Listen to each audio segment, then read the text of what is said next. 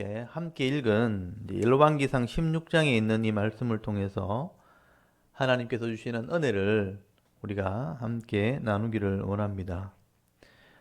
이 열왕기상 16장에는 여러분 걷잡을 수 없이 점점 악을 행하게 되는 이 북쪽의 이스라엘 왕들에 대한 이야기가 기록이 되어 있습니다. 그래서 오늘 여기 여러 명의 왕들의 이름이 나오게 되는데 오늘 이 이름들을 다 좀 기억을 하시면 좋겠습니다. 여러분 북쪽의 이스라엘 왕은요, 처음 왕이 되었던 여로보암 왕 때부터 단과 베델의 금송아지를 만들어 섬기면서 하나님 마음을 아프게 했던 그런 왕들이었습니다. 그래서 여로보암의 아들 나답 때에 이 바하사라는 사람을 불러서 하나님이 반역을 일으키게 하셨고 그 왕을 치게 하셨죠. 그래서 이 바하사가 반역하면서 여로보암의 집안 사람들을 다 심판해 버렸습니다. 하나님 말씀대로 된 거죠. 여러분 기억나십니까? 여로보암이 우상을 섬길 때 하나님이 하나님 사람을 보내기도 하고 여러 사람을 보내서 경고를 했거든요. 근데 그 말을 듣지 않았어요. 그래서 나답 때에 반역이 일어나서 이 바하사란 왕이 그 왕들과 그 집안 사람들 다 심판을 하게 된 거예요. 여러분 그러면 바하사가 이런 우상을 섬기고 악을 행한 이 여로보암의 집 사람들 또 그 아들 나답을 심판했다면 이제 본인은 더 잘해야 되는 겁니다. 근데 이 바하사 왕이요, 왕이 되고 난 뒤에 여러분 똑같이 우상을 섬기고 똑같이 죄를 짓게 되는 것을 보게 되는 겁니다. 여러분 하나님께서 반역을 일으키고 그들을 치게 하신 것은 새롭게 잘 해보라는 어떤 기대를 하신 거예요. 이제 바하사가 악한 왕을 쳤으니까 좀 잘하겠지. 근데 이 바하사는요, 하나님의 뜻대로 반역을 한 게 아니고 자기 욕심대로 반역을 한 것처럼 세상의 권력자처럼 그렇게 똑같이 악을 행하게 된 것입니다. 그래서 오늘 여러분 16장 1절부터 보시면 이 반역을 일으켰던 그 심판의 도구로 쓰임받았던 바하사에게 경고하는 말로 시작을 하게 돼요. 16장 1절 한번 보십시오. 거기 보면 예후라는 선지자가 나타나서 이 바하사를 심판할 것을 지금 경고를 하게 되는 겁니다. 여러분 16장 1절 한번 보십시오. 16장 1절 보시면 여호와의 말씀이 하나님의 아들 예후에게 임하여 바하사를 꾸짖어 이르시되, 여러분 바하사를 꾸짖으시라고 이 말씀을 주신 거예요. 경고한 거죠. 2절에 내가 너를 티끌에서 들어 내 백성 이스라엘 위에 주권자가 되게 하였거늘 네가 여로보암의 길로 행하며 내 백성 이스라엘에게 범죄하게 하여 그들의 죄로 나를 노엽게 하였은즉 내가 너 바하사와 네 집을 쓸어버려 네 집이 느밧의 아들 여로보암의 집같이 되게 하리니 바하사에게 속한 자가 성읍에서 죽은 즉 개가 먹고요 그에게 속한 자가 들에서 죽은 즉 공중에 새가 먹으리라 하셨더라. 여러분 이 말씀을 들었다면 충격을 받아야 맞는 거죠. 네가 악한 왕을 심판하고 왕이 되게 한 것은 잘하라고 한 거예요. 근데 너도 똑같이 여로보암처럼 한다면 너도 내가 썰어버리겠다. 이 표현들을 한번 보십시오. 내가 너희 집을 썰어버리겠다. 여로보암 집 같이 하겠다. 자기가 여로보암 집을 심판했기 때문에 잘 알고 있잖아요. 너도 똑같이 악을 행하기 때문에 여로보암 집 같이 해버리겠다. 내가 너를 티끌에서 들어서 왕을 주권자를 세웠다는 건 뭐냐면요. 정말 가난하고 약한 너를 세워서 왕위를 주었다는 거예요. 하나님의 은혜라는 것입니다. 근데 이 바하사가 정신을 차리지 못한 거예요.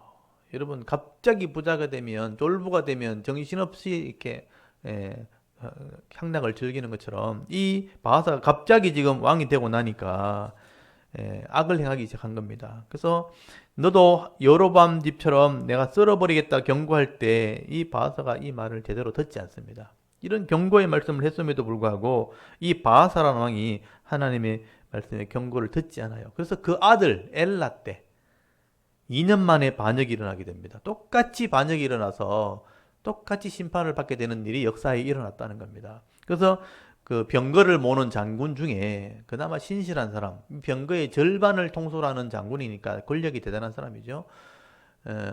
우리 치유로 말하면 이제 특수부대, 병거를 모는 부대니까 이 탱크 부대, 절반을 통솔하는 그 지휘관을 불러가지고 반란을 일으키게 만들었고, 그래서 이 바하사의 집안, 그 아들 엘라의 집안을 심판하게 하셨다는 것입니다. 그래서 여러분 9절에 보시면 이 엘라, 그러니까 바하사의 아들이죠. 바하사의 아들이 그 자기 신하 아르사의 집에서 술을 먹고 있을 때, 술을 즐기면서 취해 있을 때 이 병거를 모는 장군 시므리가 반란을 일으켜서 그 집안을 심판했다고 말씀을 하게 됩니다. 그리고 오늘 성경을 잘 보십시오. 왜 이렇게 심판받았는지를 성경에 써놨어요. 이유를 써놨단 말이에요.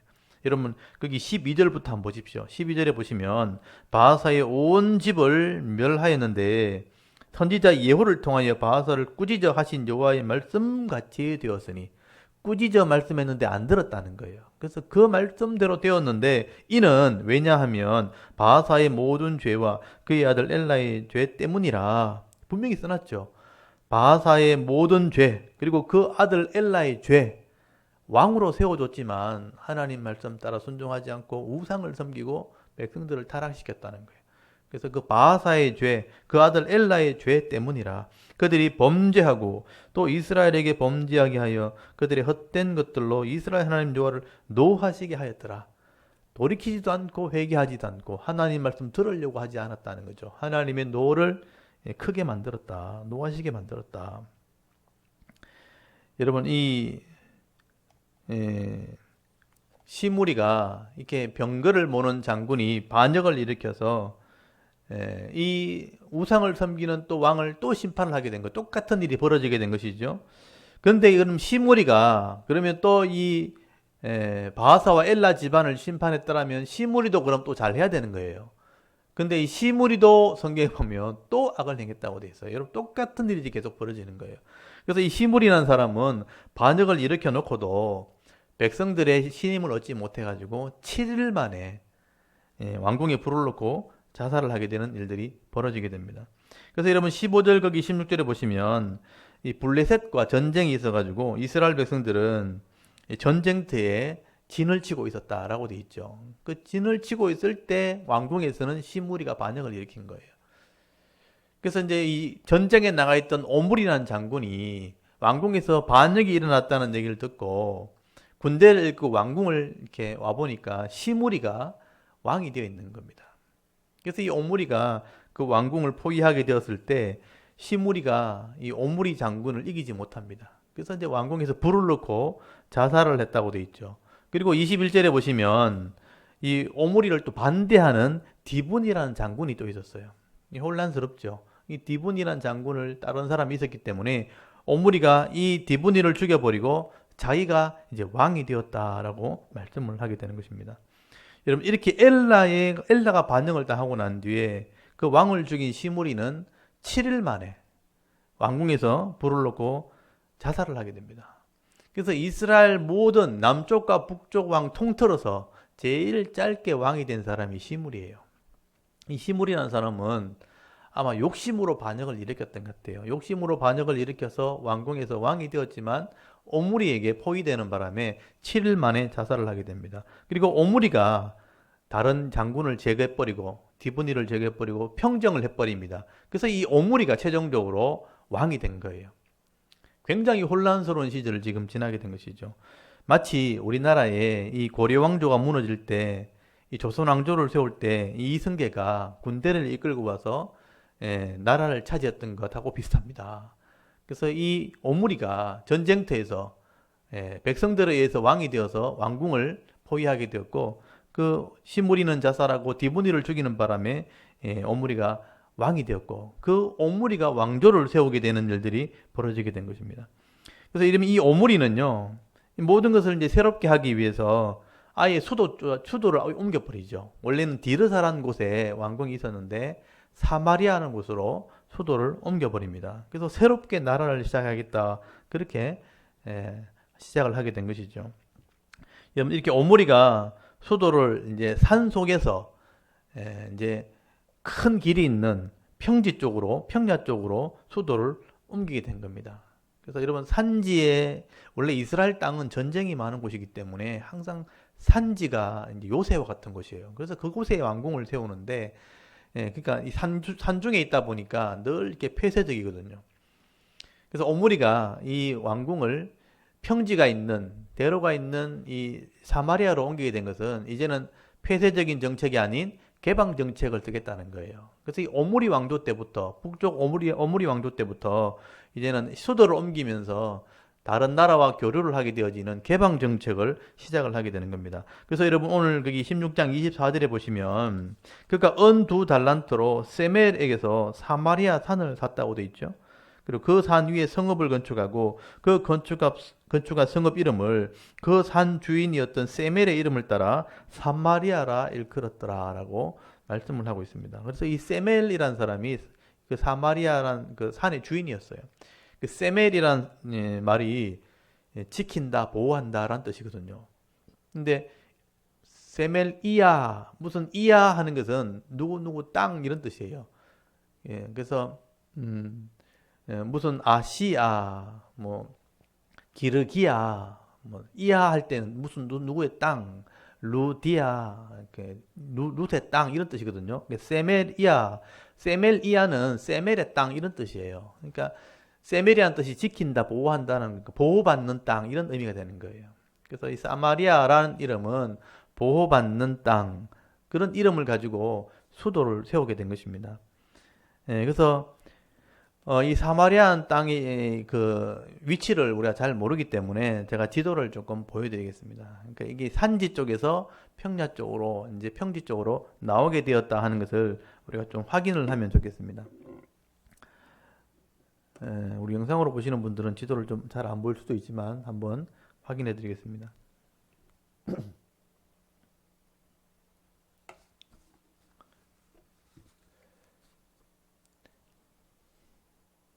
여기 보시면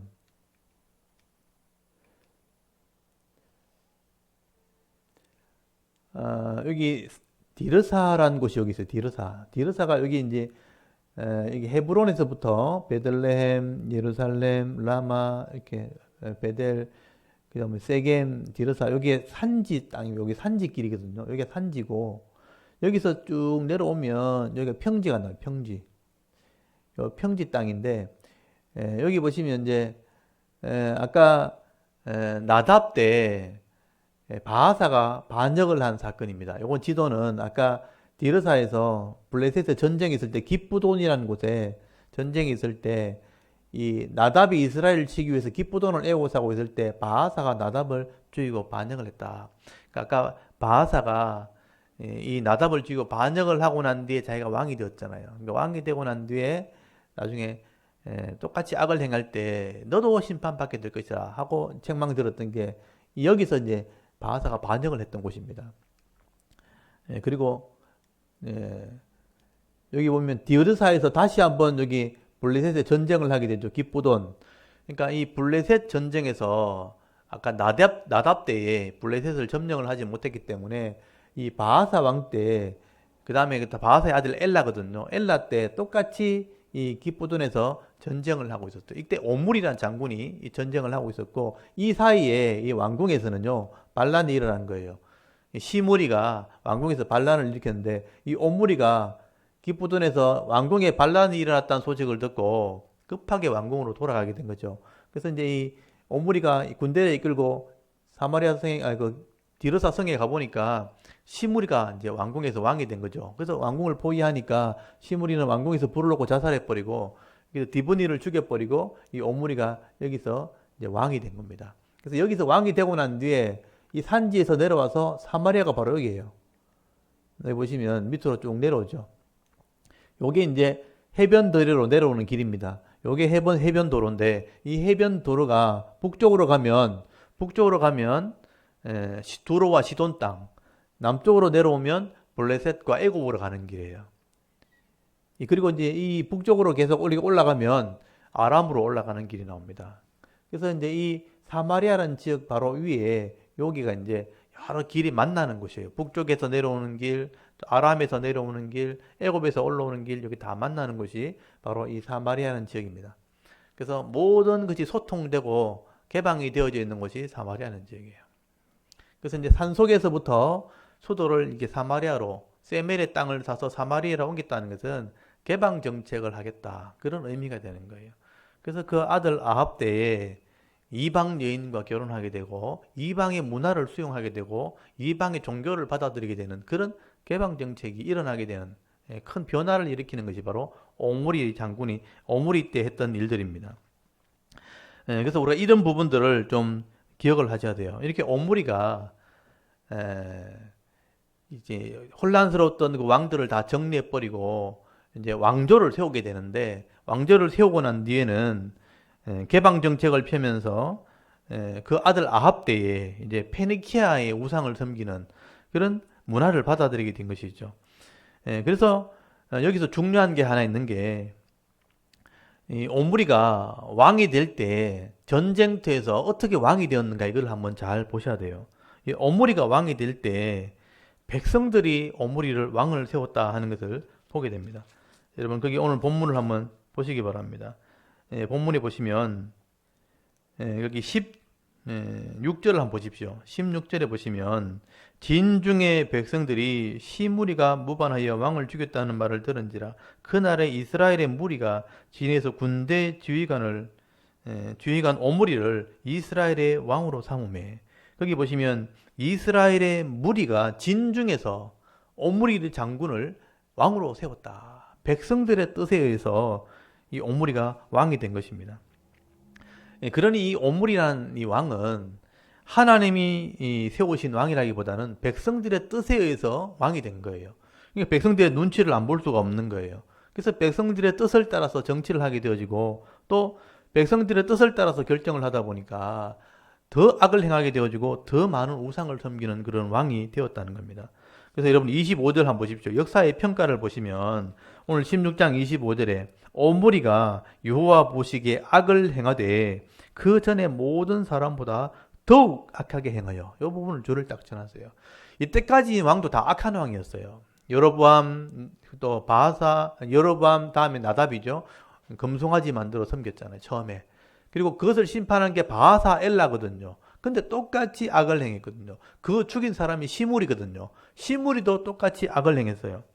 그래서 거기 보시면 시므리에 대한 평가도 거기 16장 20절에 거기 보면 나오죠.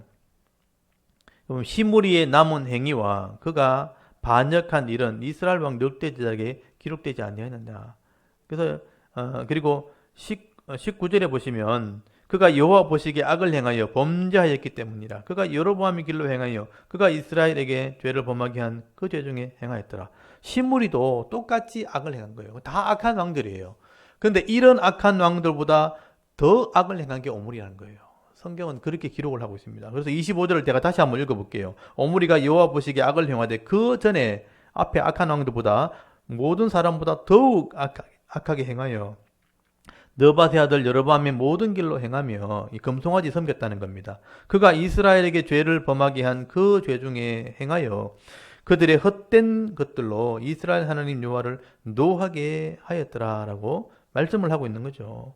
그래서 이 오므리가요 12년 동안 왕으로 있습니다. 12년 동안 왕으로 있으면서 악을 행하게 되어지고, 여러분 그 악을 이어받아서 왕이 된 사람이 아합이라는 왕입니다. 그 유명한 아합, 이 유명한 아합이 더 큰 악을 행하게 되죠. 여러분 근데 이 아합 때에 오므리보다 더 악하게 행한 사람이 바로 아합 왕입니다. 그래서 점점 더 악을 행하게 된 것이죠. 여러분 이방 이 세상의 이 문화들을 다 받아들이고 그 우상들을 다 받아들였을 때, 여러분 개방 정책을 펴면서 많은 문화가 수용이 되고 경제적인 발전은 있었어요. 그렇지만 영적으로는 타락하게 되는 거예요. 이 아합 때 사실은 굉장히 북쪽 이스라엘이 부강한 나라가 되는 건 사실입니다.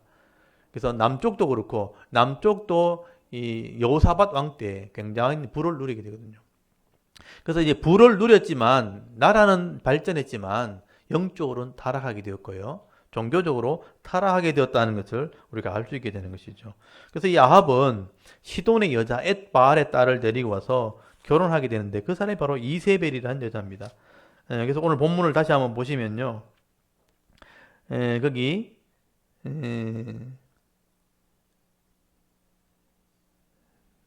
거기 아합이 결혼한 내용이 나오죠. 여러분 31절 한번 보십시오. 느밧의 아들 여로보암의 죄를 따라 행하는 것을 오히려 가볍게 여기며 시돈 사람 엣바알의 딸 이세벨을 아내로 삼고 이 엣바알이라는 것은 바알을 섬기는 사람이라는 뜻이에요. 그러니까 바알을 섬기는 무당 같은 사람입니다. 그래서 바알을 섬기는 무당 같은 사람의 딸이거든요. 그러니까 이 바알의 수장 같은 여자를 데리고 온 거예요. 그래서 이 이세벨과 함께 결혼하게 되었을 때 본격적으로 이 북쪽 이스라엘은 바알을 섬기는, 우상을 섬기는 나라가 되어버린 겁니다. 그래서 여러분 32절을 다시 제가 읽어볼게요. 32절에 보시면 사마리아에 건축한 바알의 신전 안에 바알을 위하여 제단을 쌓으며 또 아세라상을 만들었으니 그는 그 이전에 이스라엘의 모든 왕보다 심히 이스라엘 하나님 여호와를 노하시게 하였더라.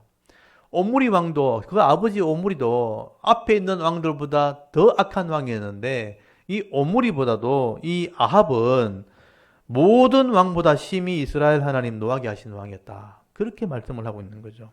여러분 이제 북쪽 이스라엘은요, 걷잡을 수 없이 그냥 하나님을 떠나버렸고요. 또 사람들의 욕심을 따라 왕을 세웠기 때문에 이제는 우상을 섬기는 여자가 와서 나라를 지배버리는, 다스리는 그런 악한 나라가 되어버린 것입니다. 사실 어떻게 보면 나중에 이제 북쪽 이스라엘의 모습을 계속 보시면 알겠지만 아합의 나라는 이세벨의 나라나 마찬가지예요. 이세벨이 지배하는 그런 나라가 되어버린 것입니다. 그래서 이 이세벨이란 여자가 얼마나 큰 야욕을 품고 이스라엘로 시집을 왔나 하면요, 아합을 딱 틀어주고 북쪽 이스라엘을 다 우상화 만들어 놓고 자기 딸을 남쪽에까지 시집 보내잖아요. 그래서 이 남쪽과 북쪽 전체를 다 우상의 나라를 만들어 보려고 작심한 사람이 이세벨이라는 여자였습니다. 그래서 이 하나님께서 이세벨을 그냥 두질 않는 거예요. 이런 끔찍한 영적인 타락이 일어났을 때 하나님이 그냥 있지 않습니다. 그래서 이 이세벨 때문에 우상한 나라가 됐을 때 하나님이 계속 지켜보고 있다가 또 참고 참다가 진짜 하나님이 어떤 분인지를 보여주시기 위해서 한 선지자를 준비하시죠. 그 사람이 바로 엘리야라는 선지자입니다. 그래서 지금 17장에 보시면 거기 엘리야가 등장을 하게 되는 거예요. 16장에서 이세벨이 이 나라를 장악하게 되어질 때에 하나님이 하시는 일이 뭐냐? 하나님이 사람을 준비하는 겁니다. 그래서 갑자기 엘리야라는 사람이 등장을 하게 되죠. 그래서 엘리야라는 사람의 이름의 뜻을 보면 하나님의 마음을 우리가 알 수 있는 거죠.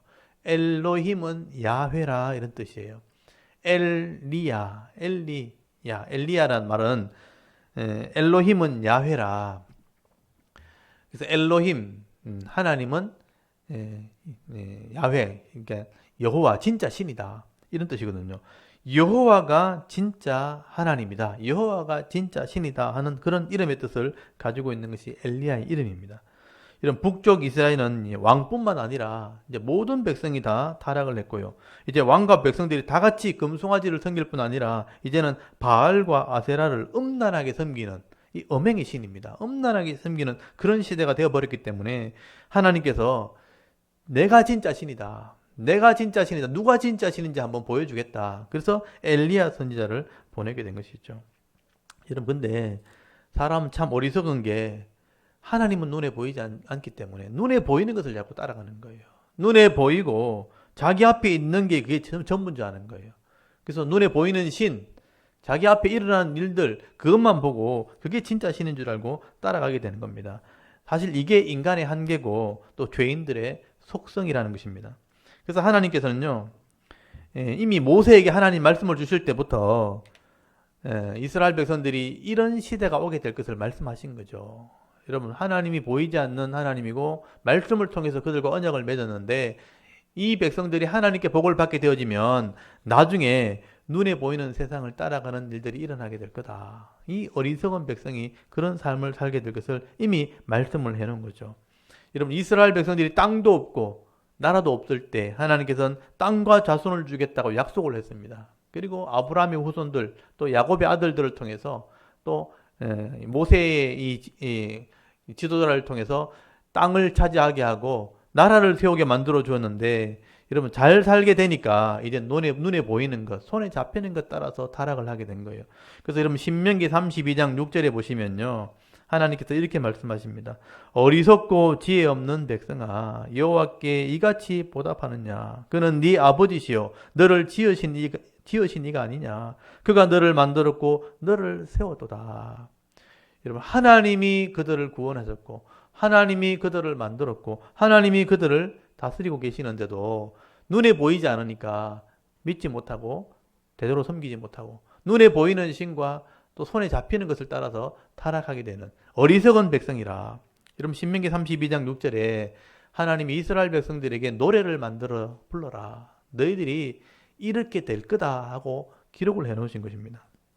여러분, 사람들이 어렵고 힘들면요, 네, 하나님을 섬길 테니까 복을 달라고, 예, 그렇게 기도하면서 메어 달리지만요, 사실 복을 받게 되어지면, 좀 잘 살게 되어지면요, 그 힘과 능력이 어디서 왔는지 다 잃어버린다는 거죠. 그 가진 것 가지고 악을 행하게 되어지고요, 교만하게 살다가 결국 힘 있는 자들에게 빼앗기고 수치를 당하게 되는 그런 삶이 반복되어지는 게 우리 인간의 속성입니다. 죄인들의 속성이라는 것을 말씀을 하게 되는 거죠. 여러분, 이게 어떻게 보면 인류의 역사입니다. 이스라엘의 역사이기도 하고 죄인들의 역사이기도 하고 인류의 역사라는 것입니다. 그래서 우리가 성경을 읽어보면요, 하나님께서 이 땅을 우리가 살아갈 때 내 눈에 보이는 것만 보지 말고 역사를 한번 살펴보라는 거예요. 연대를 한번 살펴보라. 그리고 네 선조에게, 네 아버지에게 한번 물어봐라. 어떤 삶을 살아야 이 땅에서 내 복을 지킬 수 있고 은혜를 받을 수 있는지 한번 물어봐라. 여러분, 신명기 32장 7절에 보시면 옛날을 기억하라 그랬고요, 역대의 연대를 생각해라. 역사를 한번 살펴봐라. 네 아버지에게 물어라. 그가 네게 설명할 것이요, 네 어른들에게 물어라. 그들이 네게 말하리로다. 여러분, 인생의 문제를 만났을 때 눈에 보이는 것 가지고 해결하려고 하면 안 된다는 거예요. 옛날의 역사를 한번 살펴보라는 거예요. 그렇게 악을 행하다가 똑같이 실수하고 똑같이 망한 역사들이 있다는 거예요.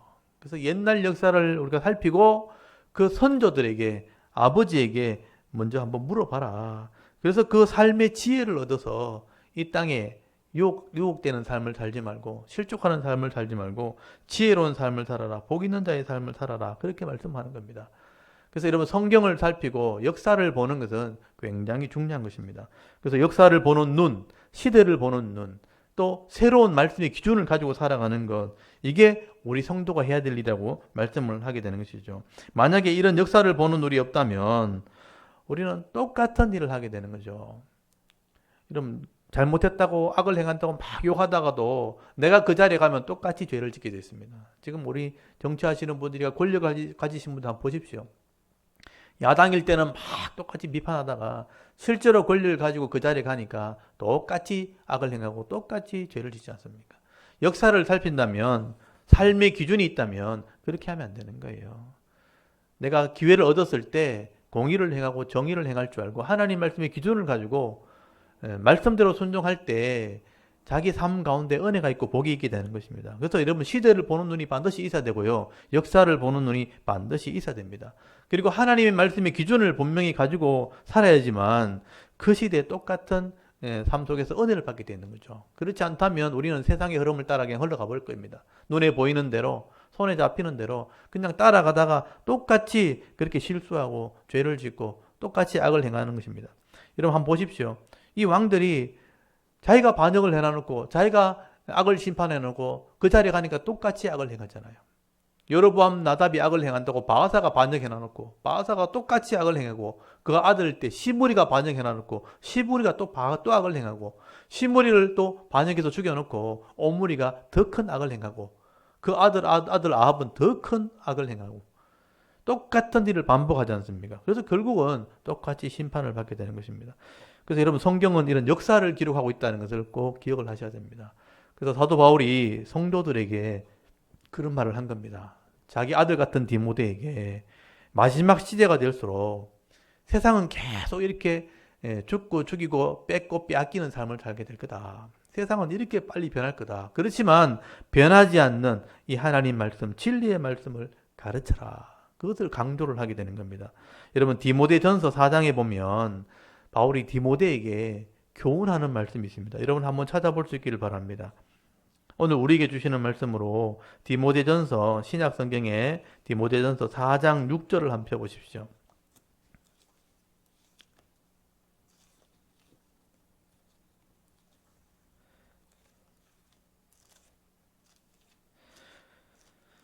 (4장 6절) 디모데전서입니다. 339페이지 신약성경 4장 6절에서 8절까지 말씀을 한번 읽어보겠습니다.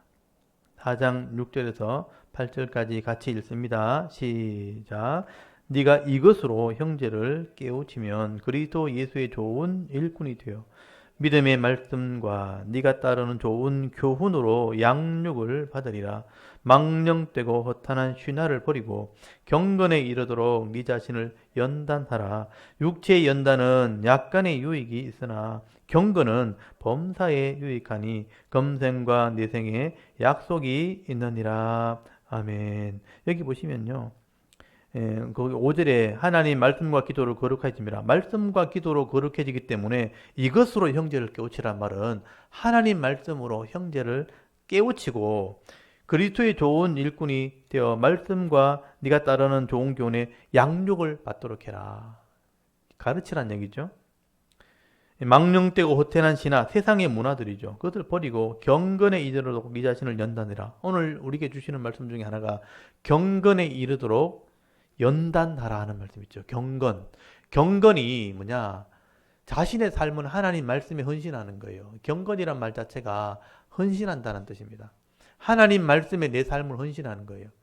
경건에 이르도록 그게 한 번만에 되는 게 아니니까 연단하라. 연단하라는 말은 뭐냐면 원래 헬라어 원어장에 보면 옷을 벗고 막 뛰는 거, 열심히 뛰는 걸 말하는 거예요. 열심히 훈련하라. 열심히 단련하라 이런 뜻이에요. 내 자신을 말씀에 헌신하는 이런 단련이 있어야 된다는 거죠. 여러분 그래서 바울이 비유를 하지 않습니까? 8절에 육체의 연단은 약간의 유익이 있다. 육체의 단련, 운동하고 내가 열심히 훈련하는 것은 이 땅에 건강에 도움이 된다는 거예요. 이 땅에 있는 건 도움이 되죠. 그렇지만 경건의 이런 훈련, 이 경건은 했지만 경건의 훈련은 이 말이죠. 경건의 단련은 범사에 유익하니 모든 일에 유익된다. 범사란 말이 모든 삶에 유익이 되고 금생, 지금 인생과 내생, 앞으로 죽을 인생에 약속이 있다. 저는 이 말씀이요 가벼운 말씀이 아니에요. 그래서 저는 이 바울의 권면에 있는 것처럼 경건에 훈련하는 자가 되어야 된다. 여러분 경건의 훈련은요 한 번 하는 게 아닙니다. 평생을 해야 되는 겁니다. 제가 이 말씀을 그냥 굉장히 마음에 지금 담고 있는데요. 이 경건의 훈련은 성도의 필수 조건이고요. 평생을 해야 될 훈련입니다. 그래서 이 말씀을 여러분 꼭 기억하십시오. 직분자든 사역자든 성도든 간에 경건의 훈련을 매일 해야 됩니다. 매일 단련해야 되고요. 평생을 단련하면 그 나이에 맞는 그런 은혜를 누리게 되는 것입니다. 제가 이렇게 운동을 해보니까 몸을 단련시켜 보니까 20대에 해야 될 훈련이 있고요. 30대에 해야 될 운동이 있고 40대나 50대에 대해 훈련이 있어요. 여러분 50대에는요 20대 하는 그런 운동을 못해요. 몸이 이제 약해져가지고 그 나이에 맞는 단련을 해야 되는 겁니다. 그래야 남은 생애를 더 건강하게 사는 겁니다. 60대 되면 60대에 맞는 훈련을 해야 돼요. 단련을 해야 되는 거죠. 80대가 되면 80대에 맞는 훈련을 해야 되는 겁니다. 그래야 그 남은 생애를 더 건강하게 유익되게 살아갈 수 있는 겁니다.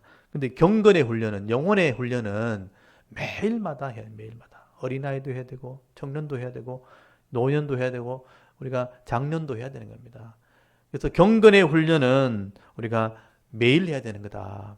경건의 훈련은 성도의 필수다. 이것을 꼭 기억하시면 좋겠습니다. 그렇지 않으면요 세상의 흐름에 따라가는 겁니다. 눈에 보이는데 끌려가는 겁니다. 세상의 흐름에 실족할 수밖에 없는 겁니다.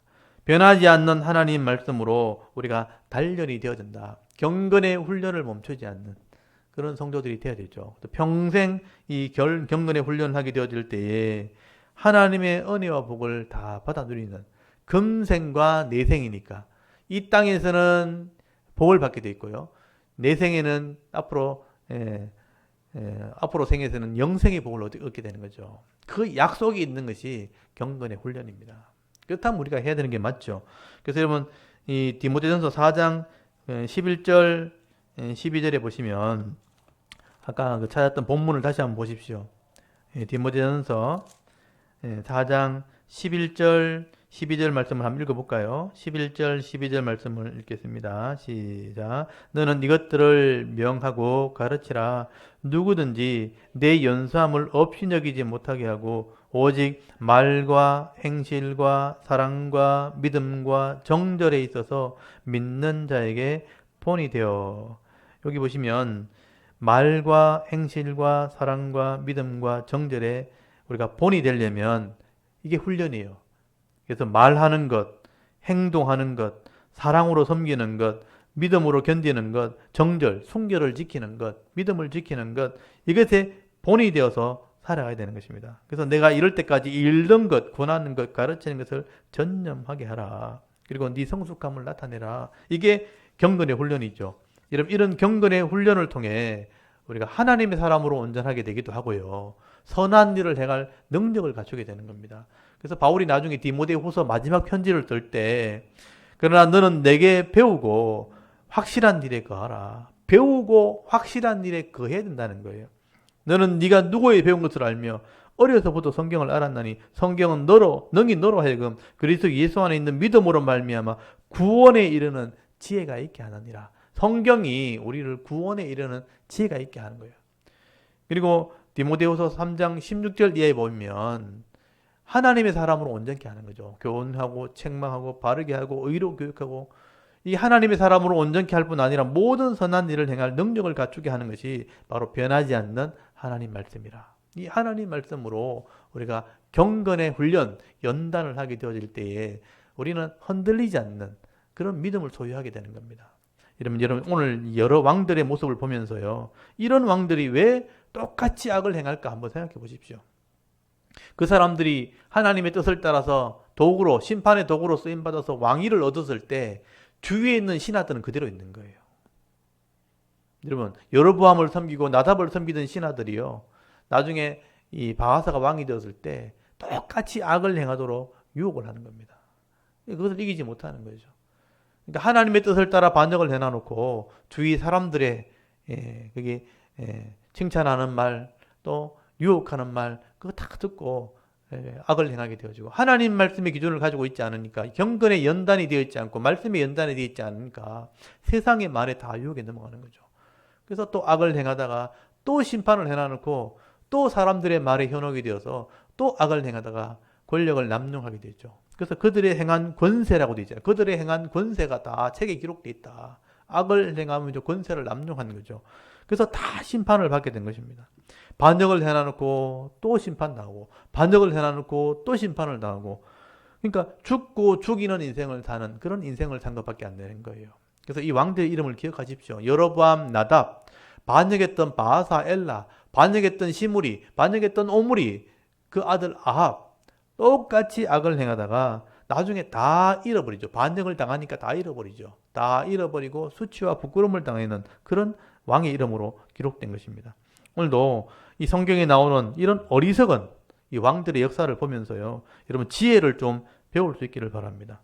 여러분, 이런 이스라엘 왕들이 어떻게 이렇게 식망을 들었는지, 어떻게 심판을 받았는지를 분명히 기억하시고요, 여러분은 이런 길을 가지 않기를 바랍니다. 그래서 오늘 이 시대를 바라보면서요, 세상은 자꾸 악해지고요, 무엇이 옳은지 모를 정도로 이제 혼란스러워지게 될 것입니다. 그렇지만 오늘 말씀에 있는 것처럼 변함없는 이 진리의 말씀, 하나님 말씀을 붙들고 경건의 훈련을 해야 돼요. 단련 받아가지고 이 말씀대로 말과 행실과 믿음과 정절에 우리가 본이 되어져서요, 이 믿음 붙들고 지혜로운 삶 살아가시고요, 은혜로운 삶, 또 복 있는 자의 삶을 살아갈 수 있는 저와 여러분의 영적인 삶의 모습이 될 수 있기를 주의 이름으로 축원합니다. 아멘. 잠깐 기도드리겠습니다. 하나님.